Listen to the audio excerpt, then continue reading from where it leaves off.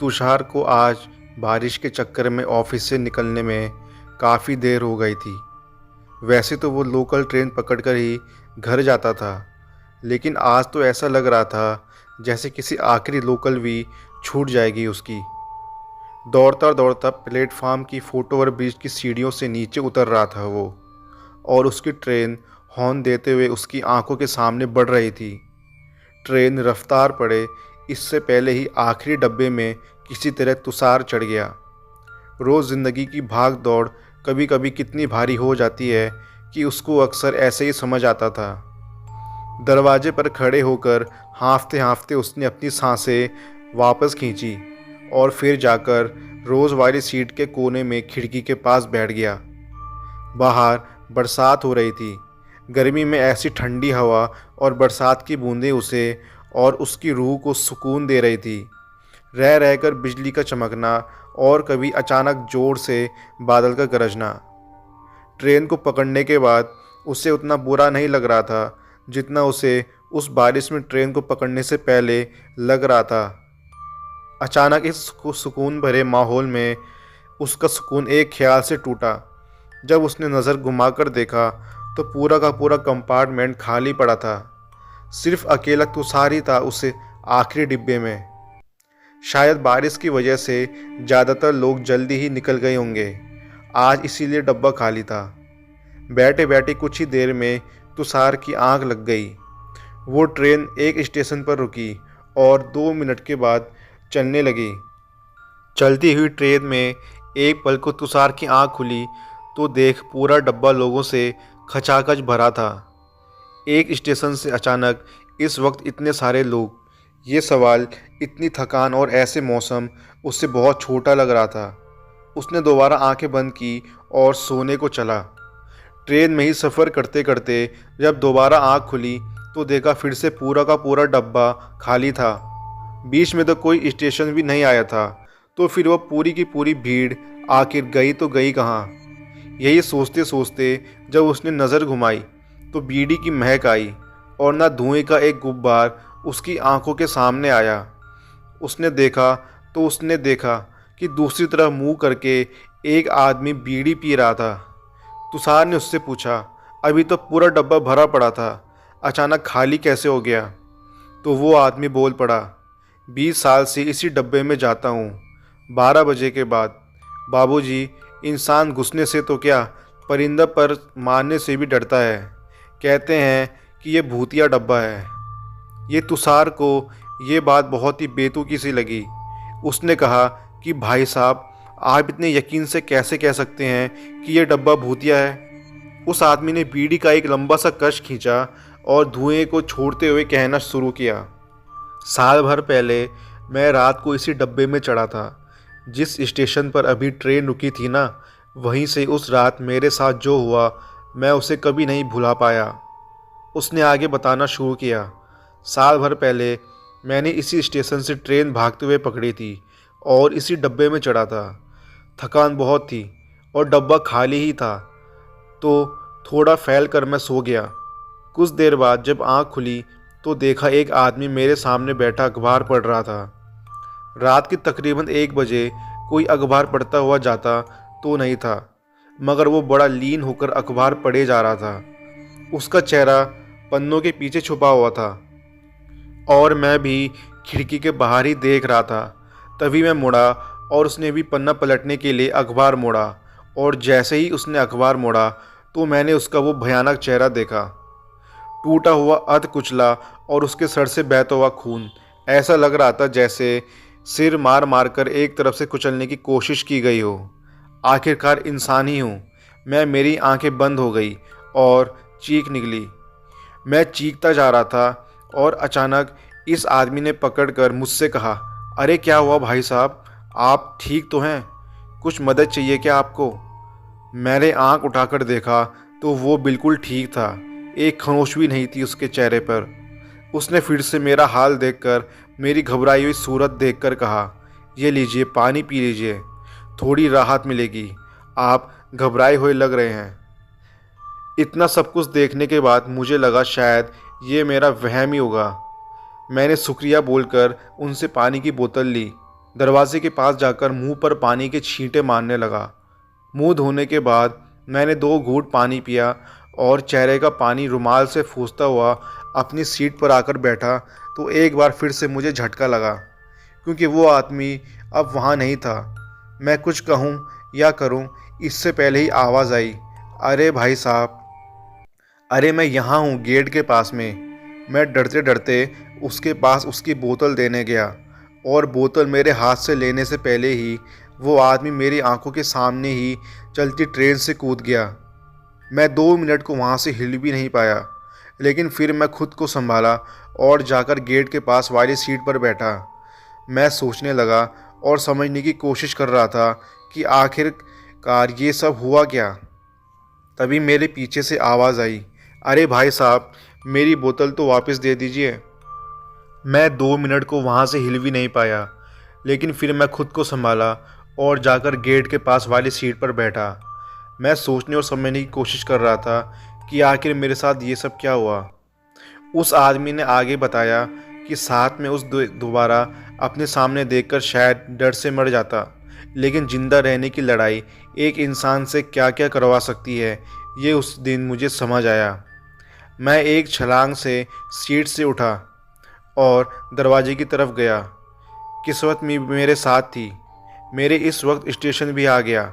मैं उतरा और ट्रेन जाने तक मैं वहीं खड़ा देखता रहा। वो आदमी गेट पर खड़ा मेरी ओर देखकर मुस्कुराता रहा। स्टेशन से ट्रेन चली और जब तक ट्रेन मेरी आंखों से दूर नहीं होगी मैं वहीं खड़ा रहा। और उस दिन के बाद भूलकर भी मैं कभी उस कंपार्टमेंट में नहीं चढ़ा। काफ़ी सारे लोगों ने बताया कंपार्टमेंट में चढ़ भी जाओ तो भी कोई दिक्कत नहीं है, लेकिन अगर आंख लग गई तो तुम्हारे दिमाग पर तुम नहीं कोई और ही राज करेगा। अभी 4 दिन पहले की बात है। मैं ट्रेन में बैठे बैठे खुद को रोकने की लाख कोशिश कर रहा था, लेकिन इसके बावजूद मेरी आंख लग गई और कुछ 15 मिनट के बाद ही जैसे मैं नींद से बेहोशी से जागा हूँ। अपनी आंखें खोलकर सामने देखा तो फिर से एक आदमी सामने बैठा अखबार पढ़ रहा था। जाने क्यों मेरी आंखों के सामने वो 1 साल पहले वाला नज़ारा घूम गया। मुझे शायद मेरी मौत सामने दिखाई दी तो मेरी चीख निकल गई। मैं चिल्लाता हुआ गेट की ओर भागा, लेकिन चलती ट्रेन से कूद नहीं सकता था। मैं गेट के पास पहुंचा तो वो आदमी अखबार मोड़कर मेरे पास आया और कहा, भाई साहब, कोई दिक्कत है क्या? आप बहुत घबराए हुए लग रहे हैं। ये लीजिए, 2 घूंट पानी पी लीजिए। मैंने तुरंत अपने हाथ झटक से कहा, नहीं नहीं, आप दूर रहिए मुझसे, दूर रहिए। मुझे आपकी सहानुभूति या किसी भी पानी की ज़रूरत नहीं है। आप मुझसे ज़रा दूर ही रहिए। वो आदमी जो अभी तक एकदम ठीक था अचानक ही बोल उठा, बेवकूफ़, ये तेरी मदद करना चाहता है और तुझे इसमें भी डर लग रहा है। इतना सब कुछ अपनी आंखों के सामने देखकर और सुनकर मैं रोने वाला था कि उसने फिर कहा, डर तो मुझे भी लग रहा है। और इतना कहकर वो आदमी अपने सर के बाल यहीं इसी फर्श पर जोर से गिरा पड़ा। खून की एक तेज़ धार उसके सिर से फूटकर निकली और निशान अभी तक थे इसी ट्रेन में उस तरफ। उसके बाद 2-3 बार जोर से अपने सर को फर्श पर पटक पटक कर मारा। उसके बाद वो उठा और मेरी तरफ हंसते हुए देखकर बोला, साल भर पहले मैंने ही अखबार मोड़ा था तेरे सामने। मेरी शक्ल याद है तुझे? ऐसी फटा हुआ था ना मेरा सर। मैं जैसे किसी पत्थर की तरह मूर्त बन गया था। बोलते ही क्या कि उसने अचानक दोबारा मुस्कुराते हुए कहना शुरू किया, अब देख, पूरा सिर खोल दूंगा मैं इसका। उसके बाद वो सिर को गेट के पास लोहे की पोल पर मारता गया जब तक आंखें उसकी सूजकर छोटी ना हो गई। और फिर छलांग लगाकर वो ट्रेन से कूदकर बाहर खंभे से टकराकर उसकी चीख मेरे कान में आई, जो अभी तक गूंज रही है। उस आदमी ने अपनी कहानी और अपनी आपबीती बताना ख़त्म ही की थी कि तुषार के चेहरे पर अजीब सी मुस्कुराहट आई और उसने कहा, कहानियाँ बहुत अच्छे से सुनते हैं आप। वैसे ये तो 4 दिन पहले की बात थी जो आपके साथ हुई। कल तो आप इस ट्रेन में सफ़र नहीं कर रहे थे ना? कल मैं था इस ट्रेन में और कल मैं मेरा था इसी डब्बे में। उस आदमी पर जैसे तुषार की बात का कोई असर नहीं हुआ। उसने हंसते हुए कहा, चलती लोकल में लोगों को डराने का बहुत अच्छा तरीका है ये। वैसे तुषार जी, आप भूल रहे हैं कि आज इस ट्रेन के डब्बे में आप अकेले थे। आँख आपकी लगी थी, वो भीड़ भी आप ही को दिखाई दी और फिर आप ही के सामने वो भीड़ गायब भी हो गई। तुषार की आंखें उस आदमी की कही हर बात की तरफ चौड़ी होती जा रही थी। तुषार जैसे मिट्टी का पुतला सा बन गया था और बीड़ी पीते हुए मुस्कुराते हुए उस आदमी को देखे जा रहा था। उसकी ये जगती हुई बेहोशी टूटी जब एक दूसरी ट्रेन अपना हॉर्न बजाते हुए जोर से बगल वाली पटरी से गुजरी। तुषार तुरंत उठकर गेट तक गया। डर के मारे उसका हलक सूख गया था। बैग से पानी निकालकर उसने 2 घूंट पानी पिया और फिर वापस अपनी सीट की ओर देखने जा ही रहा था, जहां अब से 2 मिनट पहले एक आदमी उसे अपनी आप बीती सुनाई जा रहा था। तुषार उसकी ओर देख ही रहा था कि तभी उसका फ़ोन वाइब्रेट हुआ। तुषार की आंखों में डर छा चुका था। उसने आंखें उठाकर वापस उसी सीट की ओर देखा जहां अब से कुछ ही देर पहले दोनों बैठे बातें कर रहे थे। तो वहां दिखाई तो कोई नहीं दिया, लेकिन एक जोर की आवाज़ हुई जिसने तुषार की दिल की धड़कन को लगभग रोक ही दिया था। आवाज़ ऐसी थी जैसे कोई लोही को पीट रहा हो। पहले आवाज़ तो इस सीट पर हुई थी, लेकिन फिर आवाज़ें ऐसी लग रही थी जैसे कोई एक एक करके सीट को मारता हुआ आगे जा रहा है। डर से तुषार के पैर लोकल ट्रेन के डब्बे पर जैसे चिपक ही गए थे। उसने गेट के पास वाला लोहे का पुल जोर से पकड़ लिया। वो आवाज़ जो भी कर रहा था वह तुषार के बेहद नज़दीक था। तुषार को कुछ दिखाई नहीं दे रहा था। तुषार को एक ही सेकंड में जैसे किसी ने उठाकर पटक दिया। तुषार का दम घुटे जा रहा था और वो सांस भी नहीं ले पा रहा था। हाथ पैर मारते हुए छूटने की कोशिश कर रहा था वो, और उसका तड़पता बदन ट्रेन के अंदर था, लेकिन उसकी गर्दन और सर ट्रेन के बाहर थे। कानों में सिर्फ हवा की तेज आवाज़ आ रही थी। उसकी आंखें तेज हवा से खुल भी नहीं पा रही थी और कानों में गूंजती तेज हवा की आवाज़ में अचानक एकदम से शांत हो गई और एक आवाज़ तुषार के कानों में गूंजी। आज क्या हालत हो गई है तुम्हारी? तुझे बिजनेसमैन कहलाने का, बड़ी बड़ी गाड़ी, ऑफिस सब लूट गया ना तेरा? सड़क पर आ गया ना तू भी? कैसे कीड़ों की तरह हालत हो गई है तेरी? तुषार को वो आवाज़ जानी पहचानी सी लगी। उसने सुना, मेरा पूरा बिजनेस तुम चारों ने हड़प के मुझे सड़क पर ला दिया ना। इसी ट्रेन से कूदकर जान देने से पहले मैंने 40 साल पहले कसम खाई थी कि तुम चारों को भी इसी लोकल ट्रेन में लाकर मारूंगा। 3 की तो मार चुका हूँ, आखिरी बचा था वो भी तू। अब तेरी बारी।